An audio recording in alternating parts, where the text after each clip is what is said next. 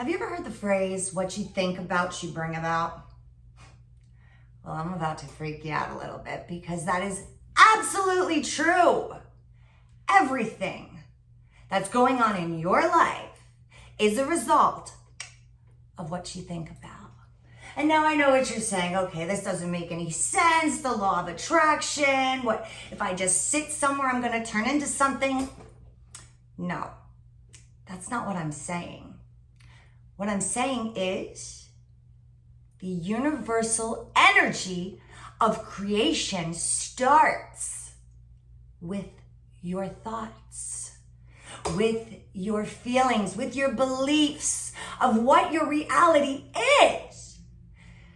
Now, when I got into yoga, I was really digging deep on what life was about, what spirituality was about. Why are we here? We're not just here to make money or work a job or get married or have a kid or drive this car or look this way. No, because that's all the physical, guys. What I'm trying to say is, as a society, we have grown so focused on the flesh, the desires of the flesh, the needs of the flesh. And I believe it's because that's what keeps us stuck in consumerism. If we're always trying to nip this or tuck this or contour that, we are searching for a better, upgraded version of ourselves. But you know what I think I've come to understand is that I was looking to upgrade myself in all the wrong places. No matter how much money I had, no matter how great I looked on the outside, nothing was fulfilling me in here.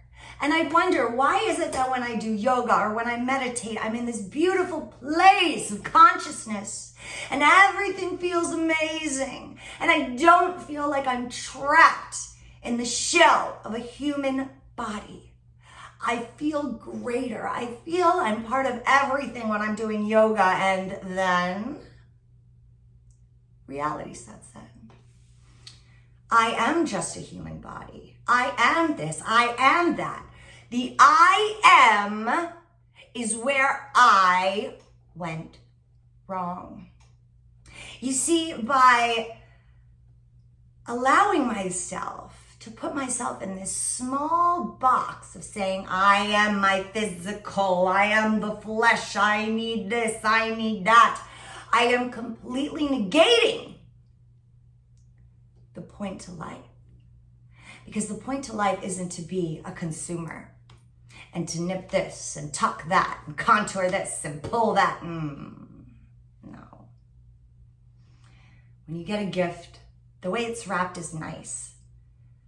But what's the magic of the gift is what's on the inside. It's when you rip open that paper and you see what was hiding underneath.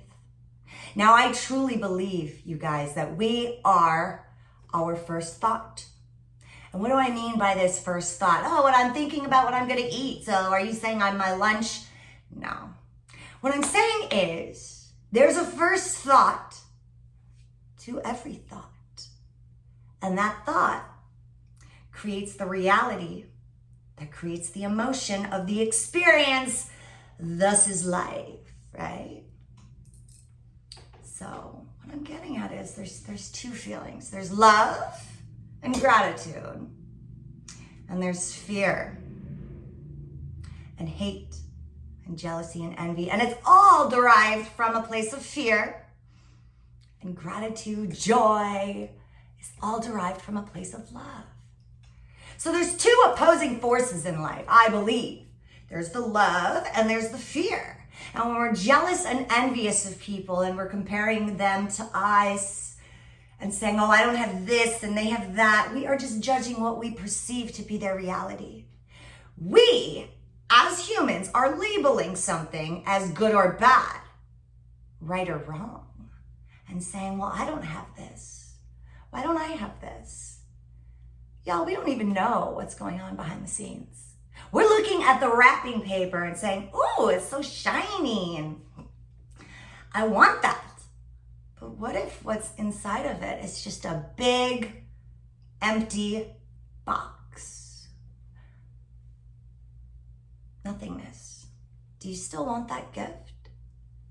Do you still think you want it because it looks pretty? Or it's deceivingly looking like something you think you want? I'm encouraging you today to go within. When you're having a feeling and you're upset, or when you're having a feeling of joy, dig a little deeper and think about where it's coming from. Because I'm telling you, if you're in a bad place with yourself right now, and it feels like life is crashing down and nothing is going your way, and this person broke your heart, and I lost this job, and a hurricane's coming, and I don't know what I'm gonna do. I am now living in a place of what? Fear. I'm allowing my reality, as we call it in yoga, my maya, my illusion of reality, to be controlled by fear as opposed to being controlled by love. Now, why do you think they say gratitude is the best medicine? Because it is. Gratitude is everything. You can think yourself happy, sad, healthy, sick. It's all in the head. Now, we only know what we know, right? So we are brought into this world to believe if we're good, we're going to heaven. If we're bad, we're going to hell. But who defined what good and bad is? These ideas are always changing. They're always evolving. And you, my friend, are the painter of the canvas of your life. You decide what's good and bad. You decide to choose an experience and to process that experience as good or bad. I met someone that was homeless for a long time with 2 children, and she refused to identify her reality as poverty. She refused to be upset, which led me to believe the H-E-L-L we're all thinking of starts in our mind. Could you imagine for a second if I'm onto something here? And when we leave this human form and the world as we know it, we go into eternity with whatever our last thought was, whether it was fear or whether it was love. And maybe this H-E-L-L we're scared of is a product of our own making, of our own thinking, of instead of living in love and gratitude, we're living in fear. The fear of not being good enough, the fear of not having what he or she has, the fear of what that person's saying about you, or what that person's thinking about you. I lived my life in fear. For so long, I let fear cripple me. I did. I'm really shocked I'm still here because of the crap I put myself through. By allowing myself, because of the traumas I went through and the pain I went through, I felt more uncomfortably comfortable in this place of anxiety and fear, because I thought if I feared something and I drove my life into this direction, that everything would be okay. But in the fear, in the worry, I was ruining my present moment. I was ruining the gift or the present of being in the now, being in the present moment. So, what I'm trying to get at is, when you're going throughout your day, stop the labels. Stop saying this is good, this is bad, I deserve this, I don't have enough of that. And think about what you're grateful for, because I'm telling you, I'm living proof of it. Your life is a manifestation of your thoughts. And you can't blame society or the job or this person on why your life is where it is. Sure, experiences happen to us, right? And we can label it as a bad experience or a good experience. And now we are now moving through our reality in this place. The highest vibrational energy is your thoughts. Let me say that again. The highest vibrational energy is your thoughts. Your thought creates movement. It does. And you might not be able to see it, but I know you feel it. I know when you're in a thought, if it's fear, it sucks. If it's love, now that is heaven on earth. I always thought that life was about loving and being loved. But I didn't understand. I thought it was in a relationship. I thought it was through family. I thought this and this and this, right? But I'm glad I did, because this obsessive hunt I went on to figure out why I'm here, what this life is about, led me to the understanding that I'm the creator. I'm in charge of it all. I am God. I am the universe. I say what everything in my reality is. And so do you. So tell me, what reality are you creating right now? What are you thinking? What are your judgments? Try to let go of them. Try to let go of them. Close your eyes and say, universe, I am so grateful that I have my arms, that I have my legs. There's people that have prosthetic arms and legs. There's people that cannot see, cannot hear.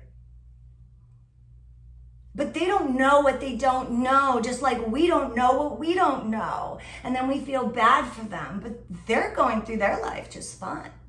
It's our judgments.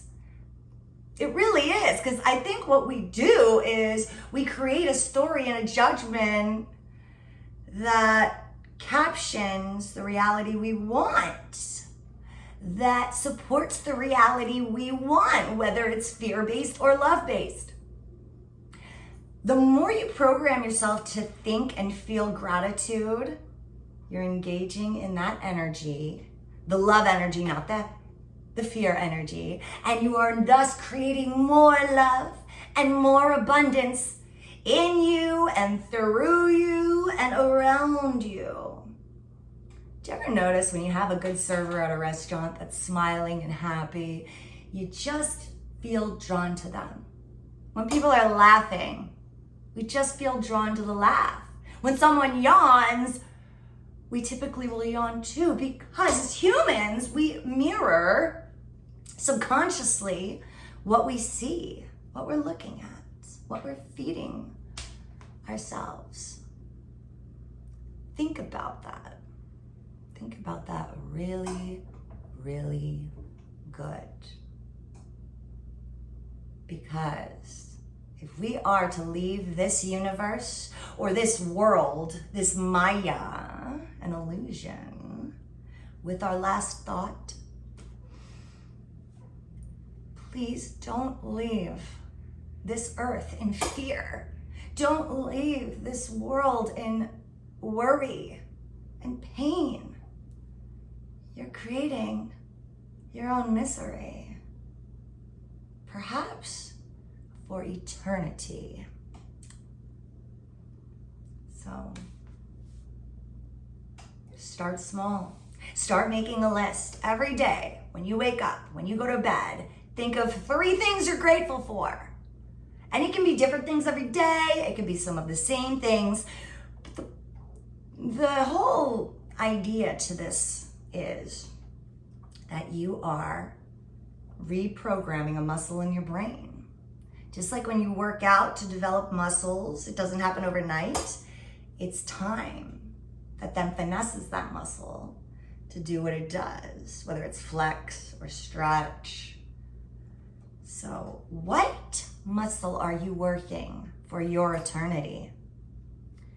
Live in gratitude, live in love, because I understand there is a rush we get from hate and anger because it's a feeling, it's a vibration.